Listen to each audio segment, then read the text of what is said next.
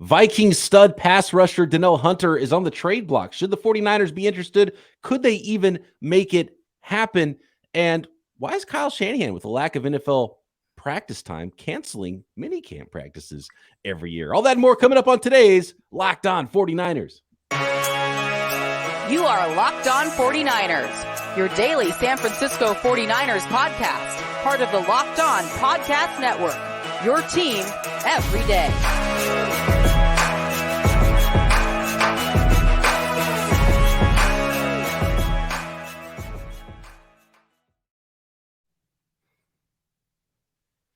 Welcome to Locked On 49ers. Brian Peacock and Eric Crocker with you as always at BD Peacock, at Eric_Crocker on Twitter. Croc's looking for something behind him right now. He's super confused as we get this podcast going. And as always on Wednesdays, we've got our very special guest on another Winky Wednesday. My former podcast co-host, my former radio colleague. He is a former TV sports anchor. He is a game show wizard. None other than Mr. Nicholas Winkler. Nicholas Winkler, come on down. Action News 8 Sports with Nick Winkler. Wink, what's happening, man? How are you feeling in the dead period, the actual true NFL offseason now? Yeah, I mean, it's one of those times where you're like, what other sports do I need to pay attention to right now? I'm like, baseball, NCAA World Series, like, oh, the college softball World Series just ended, like basketball. What do we have? What's going on? I need football. Bring it back. Hey, who won the college softball World Series? Oklahoma. Did they? Three-peat. Their streak is alive, right? They're Yeah. like 40, 50 almost wins in a row. Crazy. It's crazy. And they just figured out who's going to the finals for the men's baseball. So it's something, right? It's filling the void that the NFL has left right now during the down period. Kyle's not helping us with all these canceled practices. Man, other teams around there with their mandatory mini camps and guys holding out. Stephon Diggs not showing up for Buffalo Bills at their mandatory camp. Danielle Hunter not showing up for the Minnesota Vikings mandatory mini camp. And according to many sources around the league, Danielle Hunter is maybe not happy with what's going on with his contract situation. And there's teams that might be interested in trading for the star pass rusher. Danielle Hunter's been a stud since he entered the league in 2015. According to Tom Pelissero of NFL.com, three-time Pro Bowl defensive end, Danielle Hunter plans to skip Vikings mandatory minicamp per sources. The sides haven't seen eye to eye on a new contract. Ian Rappaport reported Minnesota has received trade calls, and now one of the NFL's top pass rushers is officially a holdout. So we've talked about a couple other pass rushers that could be on the free agent market. Chase Young potentially on the trade market, didn't get his fifth-year option picked up by the Washington Commanders. Wink, what do you think? Should the 49ers be in the market for adding one more pass rusher across from Nick Bosa before camp starts?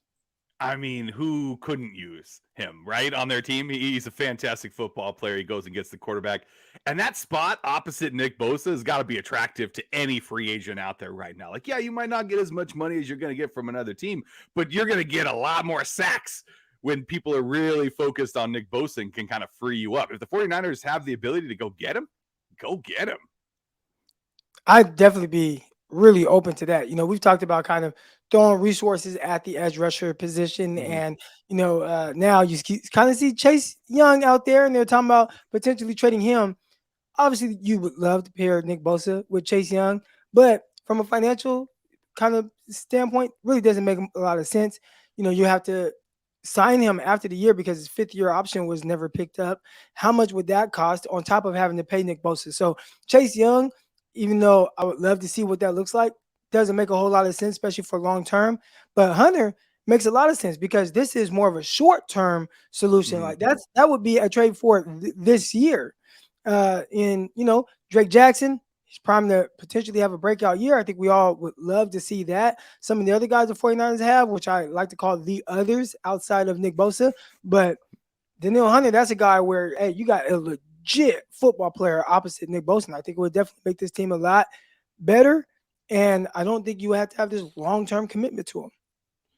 In a lot of ways, a defensive line real quick with Bosa, Hunter, and Hargrave. Like, are you kidding me right now? I mean, it would be scary, and it would be a really good way for the 49ers no matter who the veteran they would add across from Bosa, just to make sure that they've got that. And then you'd be talking about the 49ers having the best defensive line they've had in a long time, even better than that 2019 team, because Nick Bosa's better than the rookie version. He's coming off a defensive player of the year, right? He's better than the rookie version in 2019 of Nick Bosa himself. Eric Armstead's still the same guy he was. He had a really good season, but a lot of that was probably because of some of the talent around him with the 10 sacks he collected in 2019 and still, an awesome player for the 49ers inside. Javon Hargrave, you could argue, is even a better player, coming off a better year than DeForest Buckner even. So it's that other side. Can you get somebody that can give you close to the impact that D Ford gave the 49ers in 2019, then you'd have an even better defensive line than you had then. And it's already going to be a pretty good defensive line. Chris Kasarik has proven that he can get guys coached up and get them playing at a high level. And I think rotationally, the 49ers had a plan there and still have a plan there. And I think that is the plan. And I don't see them making a huge splash move. But, maybe it's something that you revisit. Maybe something they saw in the spring. They wanted to see those guys and say, okay, who's in the did Drake Jackson hit the check marks we wanted him to hit in the offseason? Do we believe in him and being the guy? Because in a lot of ways, the Vikings, Danielle Hunter, who was a 3rd-round pick in, I think it was 2015. He's in his age. He was 28, so he's entering his age 29 season is Danielle Hunter. So still, can give you some prime years left before you hit the wrong side of 30 and start to tail off as a talent in the league. But in a lot of ways, Danielle Hunter for the Vikings is what the 49ers are hoping they have in Drake Jackson. Whereas, he wasn't a 1st-round guy, but might have had 1st-round talent. And do you develop that talent? And can you turn him into that guy? So the 49ers are hoping they're getting their own Danielle Hunter and a guy who has the athletic ability and the bend and the length and the athleticism to be a terror off the edge. Can they develop him into that like the Vikings did with Danielle Hunter, who was 6'5", 240 pounds coming out of LSU? He had like 4 sacks in his college career, but he was a freak of nature athlete, and they got him up, and now he's up into the 260s. I think he was 252 on draft day, 6'5", 252, just, prototype, look the part. But he didn't have the production, and they had to develop him, and he developed to his credit. And, it's a nice player to have to bring in to say, okay, look, this guy did what we're trying to get you to do, Drake Jackson. So for the next season or two, watch him, and then you can become the next Danielle Hunter, and then you can get paid and then hold out for mandatory mini camps in the future because you want that bigger contract. And the holdout part is where I get worried about Danielle Hunter from a Niner standpoint, because and we saw with Zadarius Smith, who I thought the 49ers might have some interest in, got traded to the Cleveland Browns, and it was some day 3 picks. You're not giving up too much, and sort of a rental type of player. And if that was the case for Danielle Hunter, he's even a better pass rusher than Zadarius Smith is. It'd be like, okay, I'm all in, and you're just picking up whatever's left on his contract. And since he's on his, I think it was 2019, he signed a new deal with the Minnesota Vikings. It's been restructured a couple of times, so there's some guarantees that the Vikings would pick up, and so the Niners would only be picking up $5-6 million of yearly salary for Danielle Hunter for a stud player. That's not bad at all. So depending on what you have to give up, give me that all day long. But if he doesn't like his contract, then that means he's not coming to play with the 49ers for that contract either.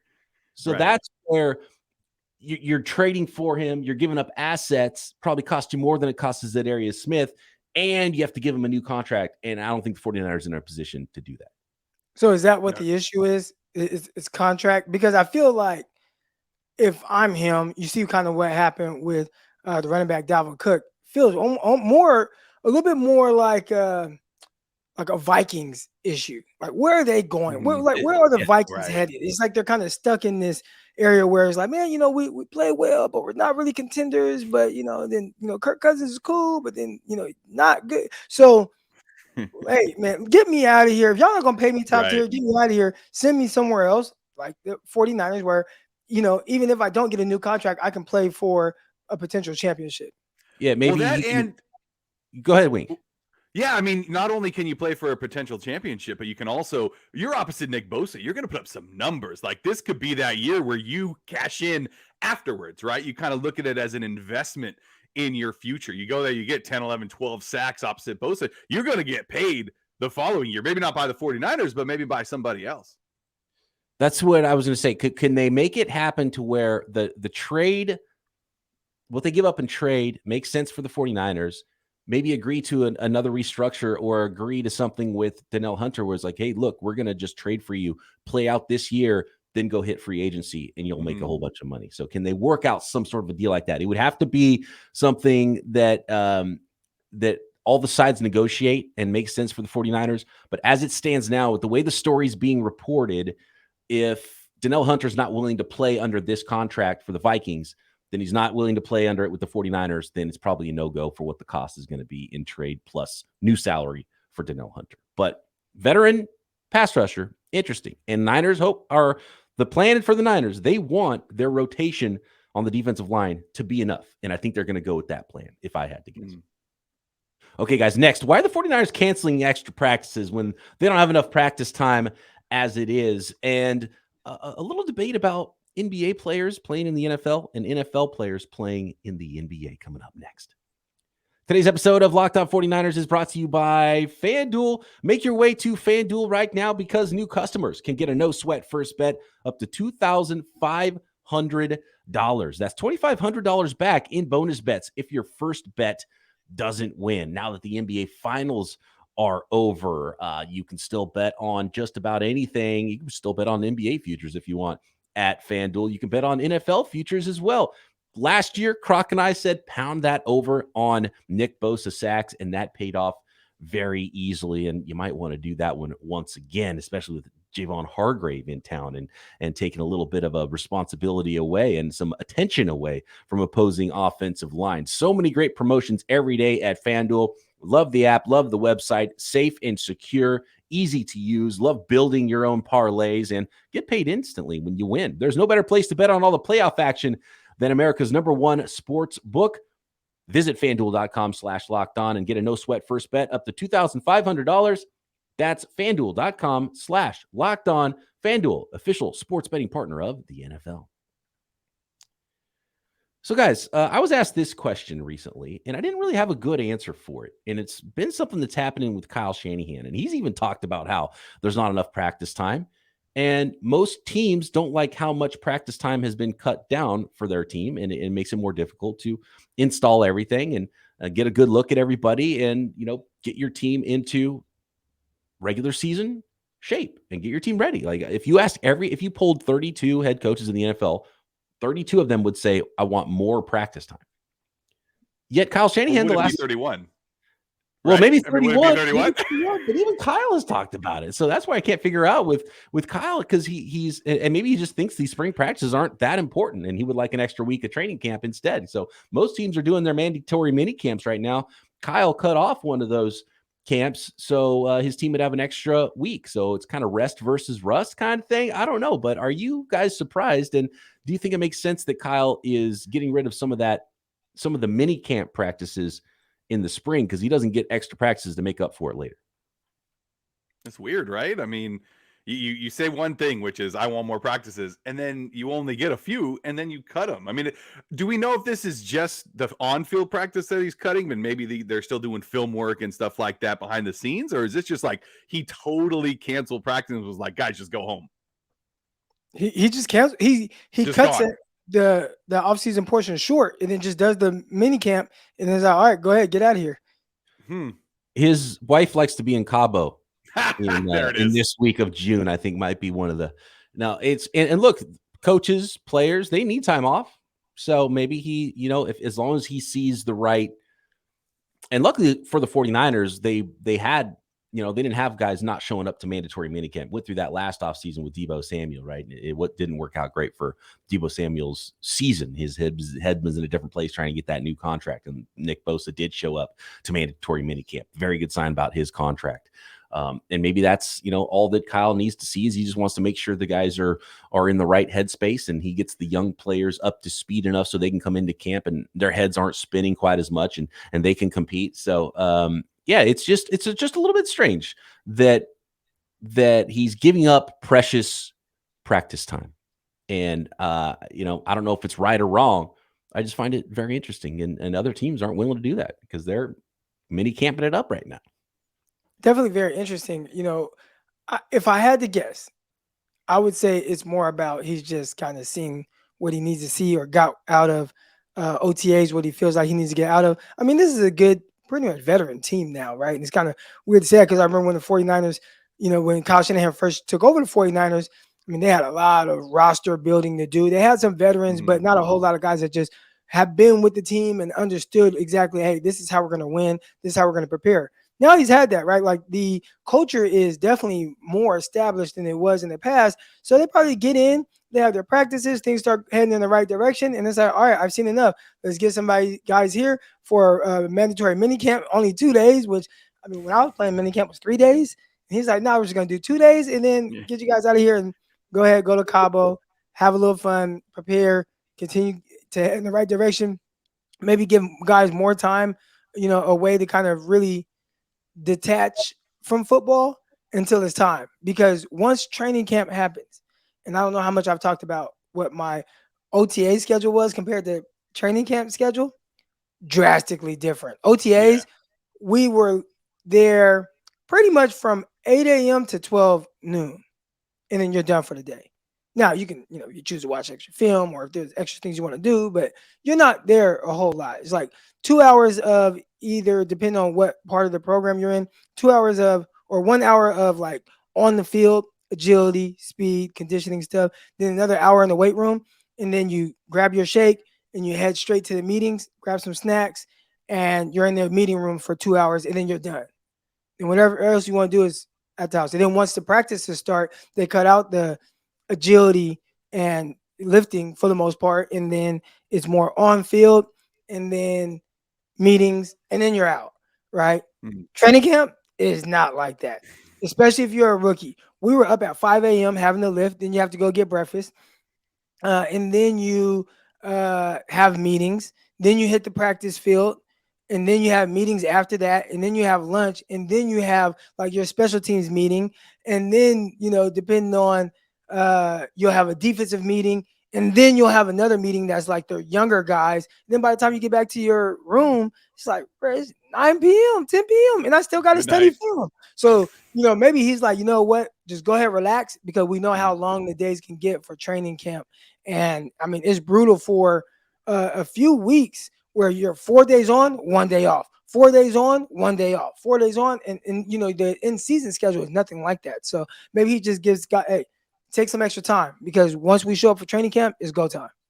And that kind of makes sense. But at the same time, you mentioned like this is a veteran squad, right? And it is in most places, except for in the most important position on the football field, which is quarterback. So to me, it's like you're working out Trey Lance, you're working out Sam Darnold, you're trying to get these guys up to speed. They haven't, Darnold's never played a snap with the 49ers. He doesn't really know this Kyle Shanahan system. Trey Lance has only played a few snaps in this Kyle Shanahan offense.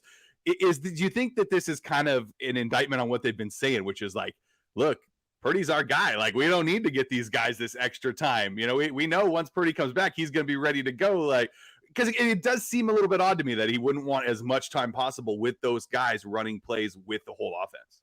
Well, he did it last year as well with Trey Lance needing time and all that. So I don't think it's about that. I mean, and even if it is, like, let's say with the quarterback situation, whether it's Trey Lance or other, they can text him. They can ask him questions. Hey, coach, can you send me over this, or what do I do on this? And he'll hit them back, So I think it's just as much as they can get out of OTAs, they get that done. And then he's like, all right, we'll cut it short. I'm curious to see, the teams that maybe spend more time, what do they actually look like in the season? Because the 49ers who have cut it short over the last couple of years, it hasn't made a difference. I mean, they've been in the championship back-to-back years. So. Right.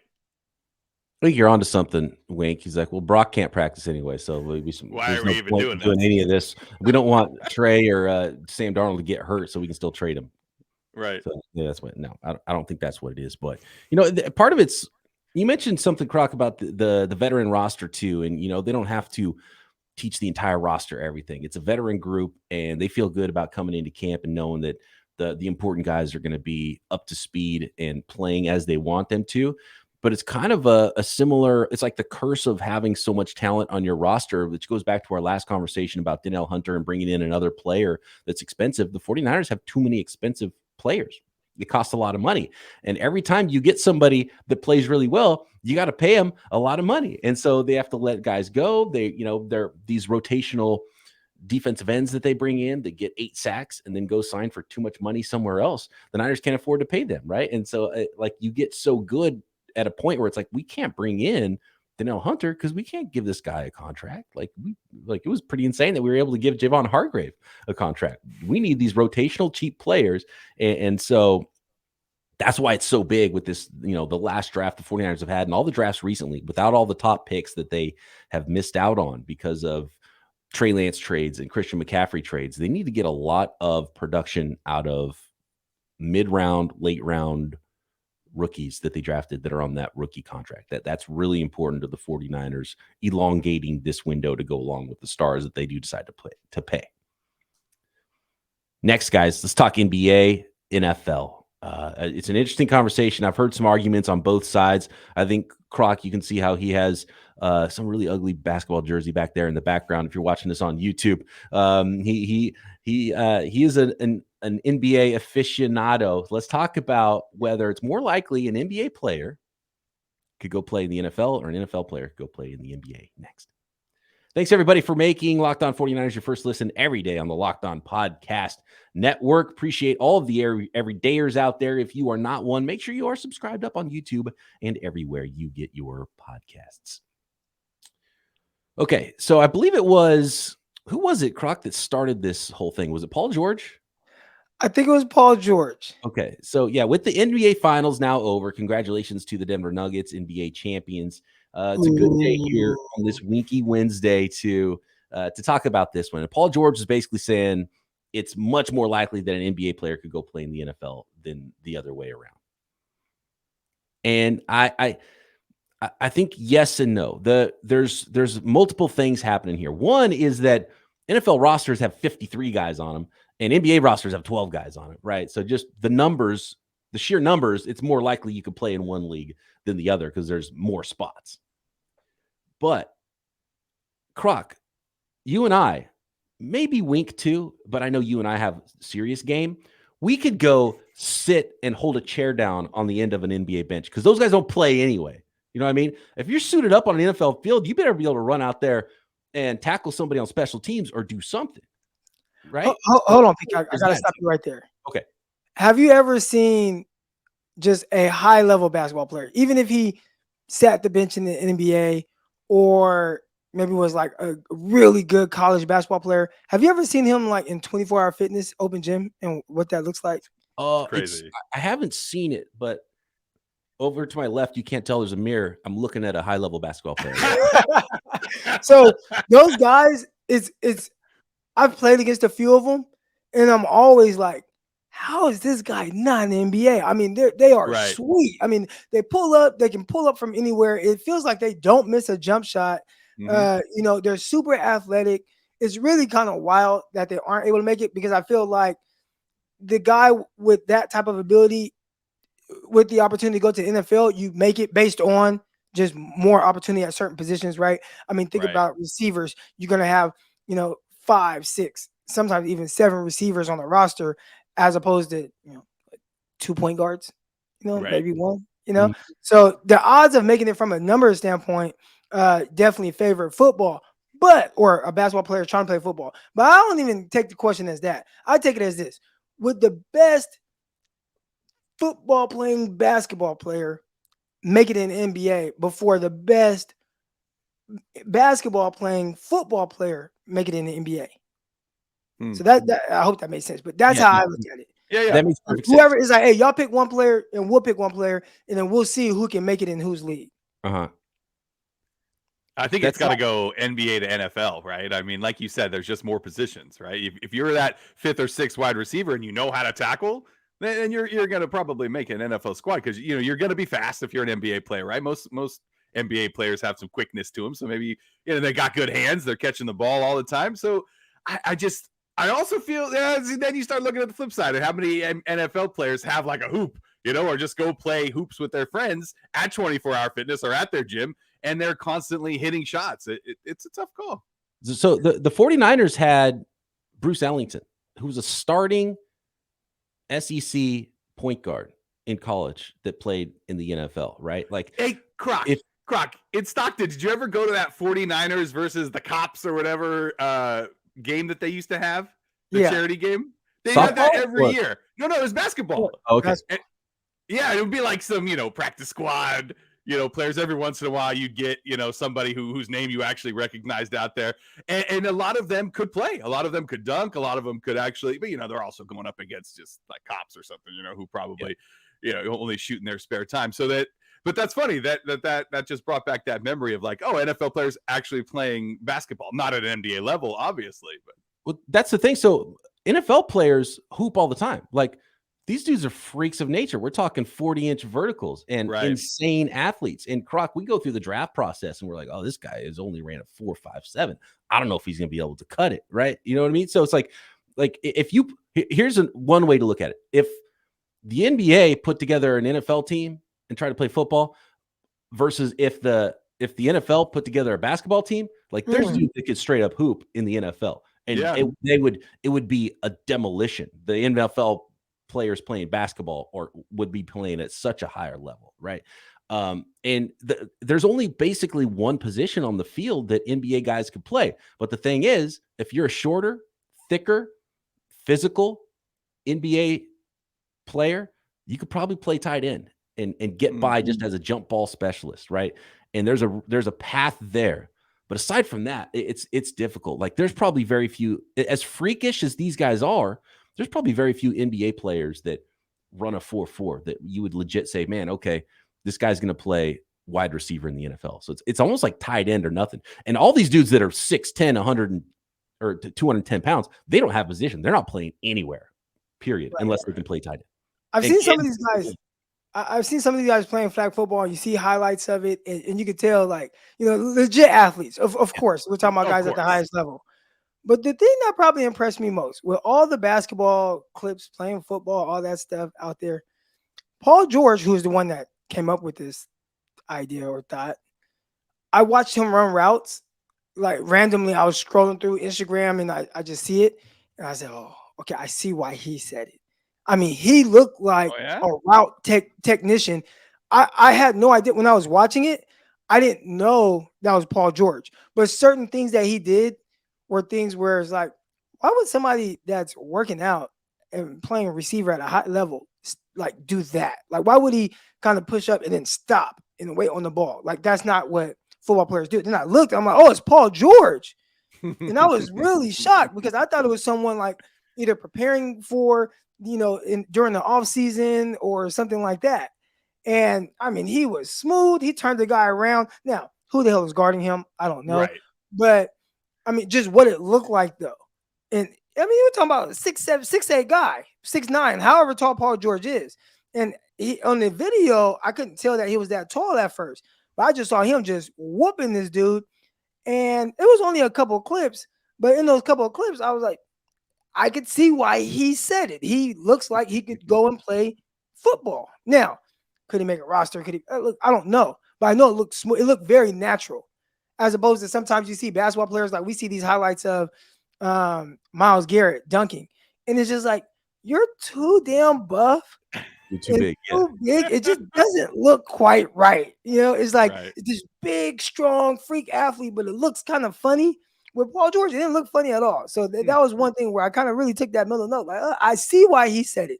Now, all these other basketball players, I don't know. And I think fans would say, oh, man, these guys, they flop all the time. They flop because that's part of their game, not because they can't really take a hit or, a punch or, get hit hard or whatever.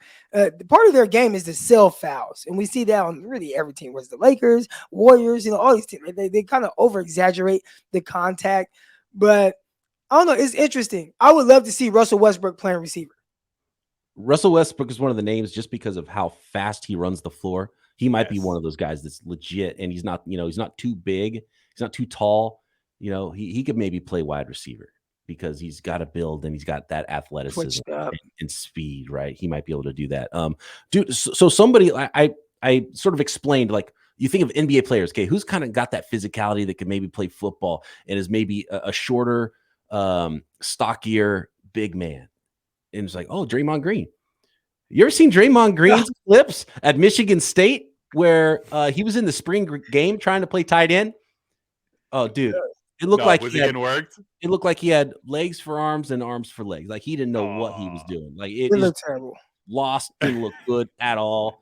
And that's what I'm I'm gonna talking look about. those up. But on the flip side, there's Peppers, Julian Peppers. I mean, he was a big time guy at North Carolina. You know Yeah. what? Crazy thing about Julian Peppers, I didn't even know Julian Peppers played football. I knew Julian Peppers, the basketball player. Right. And next thing I know, he's The the number one tourney, overall yep. pick in the NFL draft. I'm like, wait, Peppers? Well, that's the thing. So I can't think of, there's Julius Peppers. There's, I mentioned Bruce Ellington. Remember Nate Robinson? He was a hooper. Dude could dunk at 5'8". That guy had freak athleticism. He played corner a little bit at Washington. Yeah, at Washington, right. So he played football, and I was trying to think. There's not that many that go the other way. Most guys have played a lot of basketball and even preferred playing basketball, but they were just better NFL players. But I can't think of that many guys. Andre Ward, right? What's one up? of them that ended up No, playing. Andre Ward, Charlie Ward. Charlie Ward. Charlie Ward. Yeah, won the Heisman, right? There's not that many players that played in the NBA that also played a lot of football. I can't think of as many of those. There's a ton more football players that played a pretty high level of hoops. Yeah, my guy Julius Thomas, and Julius wouldn't play with us in high school. He wouldn't even play. He wouldn't come out and play with us. And then next thing you know, he's at Portland State. He plays his 4 years of basketball. He has a year left of eligibility for football. Again, I had no idea Julius was on the gridiron. And then I'm watching the Senior Bowl, and they're like, "Oh, Julius Thomas. What Julius Thomas are they talking about? Not my buddy Julius Thomas. What is he doing at the Senior Bowl?" Then he gets drafted. I'm like, "What's doing?" And then it took a couple years, but Peyton Manning showed up. And all of a sudden, he's like a Pro Bowl tight end. Then he made like $50 million in Jacksonville, and they kind of hate him now because he kind of took their money a little